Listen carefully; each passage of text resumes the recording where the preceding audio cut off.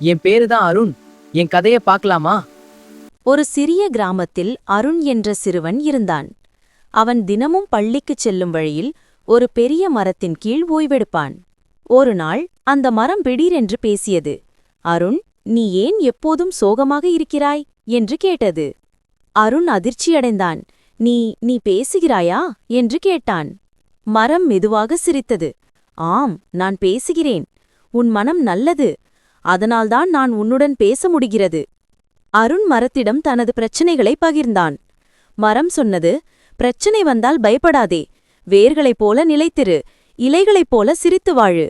அந்த நாள் முதல் அருண் தைரியமாக வாழ ஆரம்பிட்டான். அவனுக்கு பேசும் மரம் ஒரு நல்ல நண்பனாக ஆனது.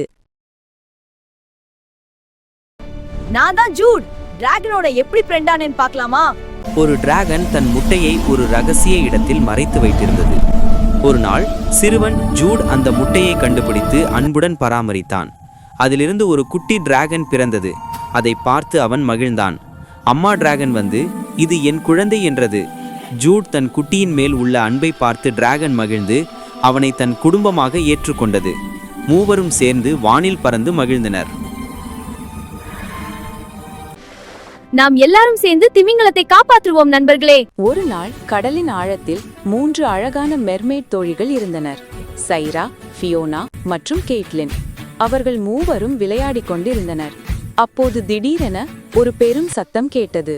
அது ஒரு திமிங்கலம் வலையில் சிக்கி உதவிக்கு அழைத்தது. சைரா, வாங்க அதை காப்பாற்றலாம். ஃபியோனா, வாங்க நம்ம வலை இழுப்போம். கேட்லின், வாங்க நம்முடைய மந்திர குரலை பயன்படுத்துவோம். மூவரும் சேர்ந்து பாடினார்கள். அந்த இசையால் வலை கிழிந்ததும் திமிங்கலம் மகிழ்ச்சியாக நீரில் விளையாடியது. திமிங்கலம் சொன்னது, நன்றி என் இனிய தோழிகளே. அன்று முதல் அவர்கள் நல்ல நண்பர்களாக இருந்தனர்.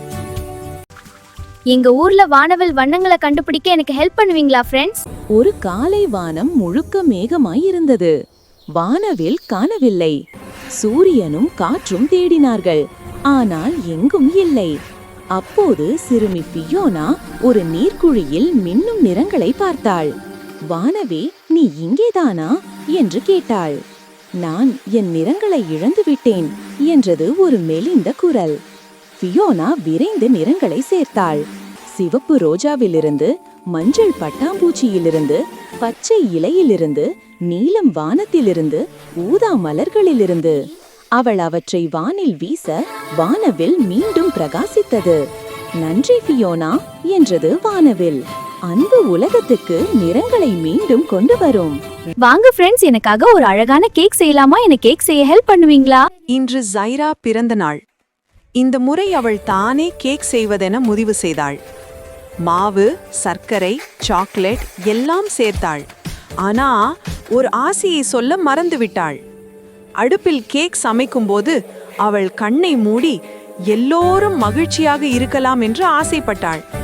அடுப்பை திறந்தபோது கேக் சிறிய நட்சத்திரங்களால் மின்னியது. அவள் கேக்கை குடும்பத்தாருக்கும் நண்பர்களுக்கும் பகிர்ந்தாள். அவர்கள் எல்லோரின் முகத்திலும் புன்னகை மலர்ந்தது. அதை பார்த்து அவளும் மகிழ்ந்தாள். என் பேரு பெல்லா. என் ஸ்டோரி பார்க்கலாமா? பெல்லா என்ற பட்டாம்பூச்சிக்கு சிறிய சிறகுகள் இருந்தன. அவை அவளை வானில் பறக்க வைக்க முடியவில்லை. மற்ற பட்டாம்பூச்சிகள் வானில் பறந்ததை அவள் பார்த்து மனம் வருந்தினாள். ஆனால் பெல்லா ஒருபோதும் கைவிடவில்லை. தினமும் அவள் முயன்றாள், சிறகுகளை அசைத்தாள். ஒரு நாள் காலை பலத்த காற்று வீசிய போது பெல்லா திடீரென்று வானில் பறந்தாள். அவள் பறந்ததை பார்த்து மற்ற பட்டாம்பூச்சிகள் எல்லாம் மகிழ்ச்சியுடன் அவளுடன் சேர்ந்தனர். அனைவரும் சேர்ந்து வானில் பறந்து விளையாடினார். பெல்லாவும் இனி தனியாக இல்லை, நண்பர்களுடன் சந்தோஷமாக பறந்தாள். 2 சிறிய கிளிகள் கதையை பார்க்கலாமா? ஒரு நாள் ஒரு பெரிய தோட்டத்தில் பீட்டர் என்ற கிளியும் பால் என்ற கிளியும் இருந்தன. அவை 2 சிறந்த நண்பர்கள். பீட்டர் எப்போதும் உயரத்தில் பறப்பான். பால் தரையிலிருந்து மலர்களை ரசிப்பான். ஒரு நாள் ஒரு சிறிய பையன் அந்த கிளிகளை கண்டான். அவன் சிரித்துக்கொண்டு சொன்னான், 2 சிறிய டிக்கி பறவைகள் சுவரின் மேல் அமர்ந்துள்ளன. ஒன்று பறந்து செல், இன்னொன்று இங்கே வா. அவன் கைகளை அசைத்தவுடன் பீட்டர் பறந்து சென்றான். பால் சற்று பயந்தான். ஆனால் சில நிமிடங்களில் பீட்டர் திரும்பி வந்தான், தன் மூக்கில் ஒரு சிறிய பூவைக் கொண்டு. அவன் சொன்னான், பால், நம் நட்பு எப்போதும் இப்படித்தான். நீ எங்கே இருந்தாலும் நான் திரும்பி வந்து உன்னை சந்திப்பேன். அன்று நாளிலிருந்து அந்த 2 டிக்கி கிளிகள் தினமும் சேர்ந்து பாடிக்கொண்டே மகிழ்ந்தன.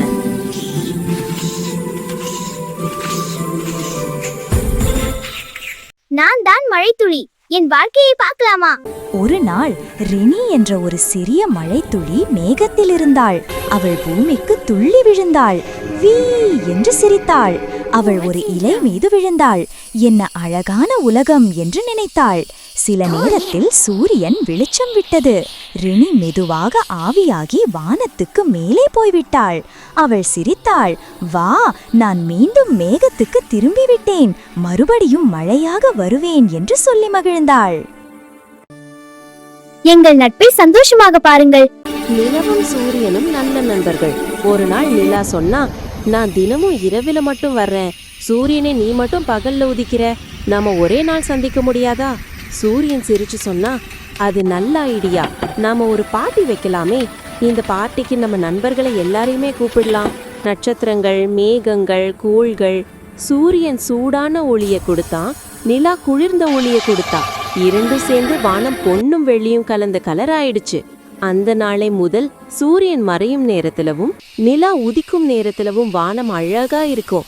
அது அவர்களோட ரகசிய பார்ட்டி நேரம். If you want more videos like this, like and subscribe.